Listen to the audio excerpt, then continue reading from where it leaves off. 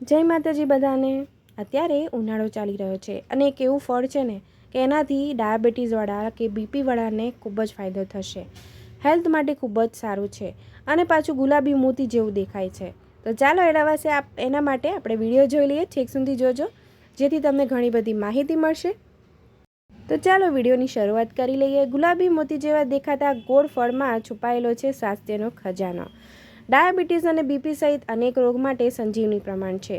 આજે અમે તમને એક એવા ફળ વિશે વાત કરવા જઈ રહ્યા છીએ જે આ સિઝનમાં માંડ 10 થી 12 દિવસ બજારમાં આવે છે, જે સ્વાદ સાથે અનેક લાભ પણ આપે છે। ગરમીમાં વધુ પડતું તાપમાન અને લૂ ખૂબ જ પરેશાન કરે છે। આવા સમયમાં બજારમાં એક એવું ફળ વેચાય છે જે બધી સમસ્યાઓનો તમને ઉકેલ લાવી આપશે અને એ ખાવામાં પણ એટલું ટેસ્ટી લાગશે અને હેલ્થ માટે પણ એટલું જ સારું છે। તેનું નામ છે ફાલસા। હા મિત્રો, તમને ફાલસા તો ખબર જ છે।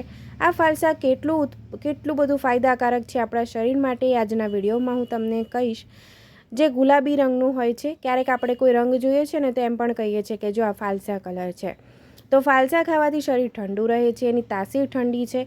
એના કારણે જો તમે ઉનાળામાં ખાશો તો તમારા શરીરમાં ઠંડક થશે અને ગરમીનો અનુભવ દૂર થઈ જાય છે। ફાલસા આરોગ્ય માટે ખૂબ જ ફાયદાકારક છે, પરંતુ તેને ખાવા કેટલીક બાબતોનું ધ્યાન રાખવું જોઈએ છે, જેને ખાતા પહેલાં ઘણી બધી બાબતોનું ધ્યાન રાખવું જોઈએ છે। ગરમીથી રાહત મળે।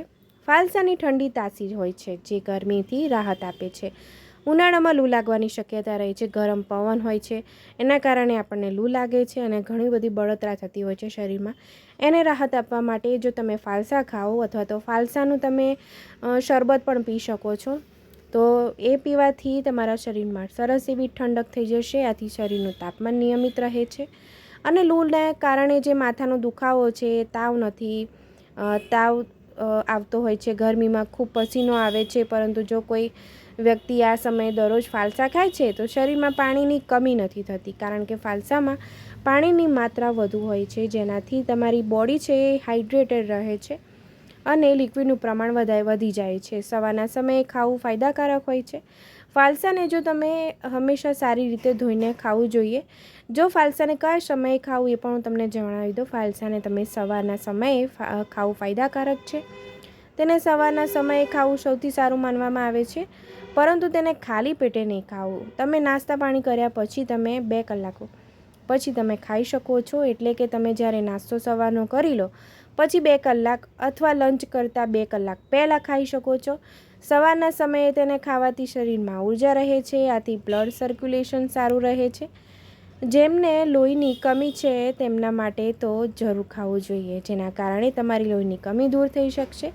જોયું ને મિત્રો, કેટલા બધા ફાયદા છે। તમને ખબર હતી ફાલસા ખાવાથી કેટલા ફાયદા થાય છે? જો તમે તેને દરરોજ 1 કટોરીથી વધુ ન ખાવું જોઈએ। ઇન્ફેક્શનથી બચાવે છે ફાલસા। તો ફાલસા બેરીઝની કેટેગરીમાં આવે છે। તેમાં એન્થોસાયનિન્સ અને ફ્લેવોનોઇડ્સ નામના એન્ટીઓક્સિડન્ટ્સ હોય છે, સામેલ હોય છે, જે તમારી બોડીને ફ્રી રેડિકલ્સને દૂર કરે છે, તમારી બોડીમાંથી ફ્રી રેડિકલ્સને દૂર કરે છે અને શરીરને ક્રોનિક બીમારીઓથી બચાવે છે। તેમાં વિટામિન સી પણ હોય છે, જેનાથી શરીરની રોગપ્રતિકારક શક્તિ વધે છે અને બીમારીઓને દૂર રાખશે।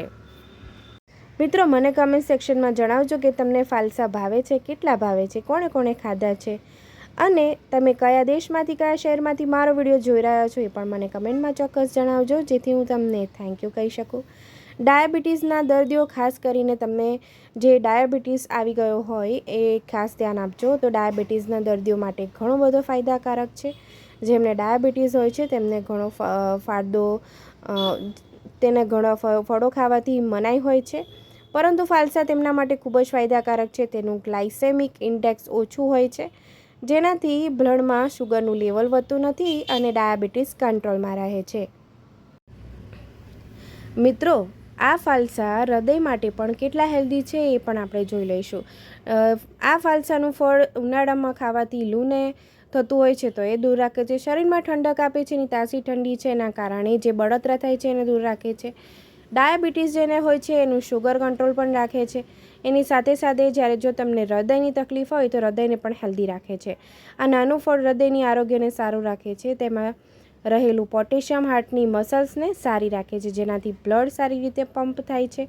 આથી બ્લડ પ્રેશર પણ નિયંત્રિત રહે છે. જેમને બીપીની સમસ્યા હોય તેમને પણ આ ફળને પોતાની ડાયટમાં જરૂર સામેલ કરવું જોઈએ. તો મિત્રો, ડાયાબિટીસમાં હૃદયને હેલ્ધી રાખવામાં અને તમારા બીપીને કંટ્રોલ રાખવામાં, બ્લડ પ્રેશરને કંટ્રોલ રાખવામાં, ડાયાબિટીસ એટલે કે શુગર કંટ્રોલ રાખવામાં ઘણી બધી મદદ કરે છે.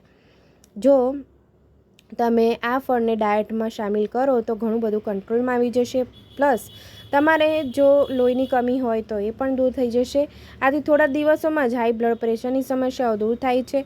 તેમાં રહેલા એન્ટીઓક્સિડન્ટ્સ પણ હાર્ટ હેલ્ધીને સારું રાખે છે. આ લોકો બચવું જ જોઈએ. જેમ કે ફાલસા કોણે ન ખાવા જોઈએ એ પણ આપણે જોઈ લઈએ. ફાલસામાં ફાઇબરની માત્રા વધુ હોય છે, જેનાથી પાચન ક્રિયા સારી રહે છે. તો જેને કબજિયાતનો પ્રોબ્લેમ હોય તો એ ફાલસા ખાઈ શકે છે. પરંતુ જો તેને ખાવાના તરત પછી ખાવામાં આવે અથવા જેમને કબજિયાત અથવા બ્લોટિંગની સમસ્યા હોય તેમના માટે આ ફળ ખાવું યોગ્ય નથી. ફાલસામાં પોટેશિયમ પણ વધુ હોય છે, તેથી જેમને કિડનીની સમસ્યા હોય તેમને આ ફળ ખાવાની સલાહ નથી. જો તમને કબજિયાત થઈ હોય તો તમે એનું બહુ વધારે પ્રમાણમાં એને ન લઈ શકો. અને જેમને બ્લોટિંગ હોય, ગેસની સમસ્યા હોય એ લોકો ન ખાય. ફાલસામાં પોટેશિયમનું પ્રમાણ પણ વધુ હોય છે. એના કારણે જો તમને કિડનીની સમસ્યા હોય, પથરીની સમસ્યા હોય તો તમે એ ન ખાશો. તેમને આ ફળ ખાવાની સલાહ નથી આપવામાં આવતી. મારો વિડીયો છેક સુધી જોવા બદલ તમારો ખૂબ ખૂબ આભાર મિત્રો. મારો વિડીયો ગમ્યો હોય તો લાઇક, શેર અને સબસ્ક્રાઈબ કરજો અને તમારા મિત્રો સુધી પણ આ માહિતી ચોક્કસ પહોંચાડજો. મિત્રો, તમે મારો વિડીયો કયા દેશમાંથી, કયા શહેરમાંથી જોઈ રહ્યા છો એ પણ મને કમેન્ટમાં ચોક્કસ જણાવજો, જેથી હું તમને થેન્ક યુ કહી શકું અને મને પણ ખબર પડે કે મારો વિડીયો કઈ જગ્યાએથી જોવાઈ રહ્યો છે. આવજો મિત્રો.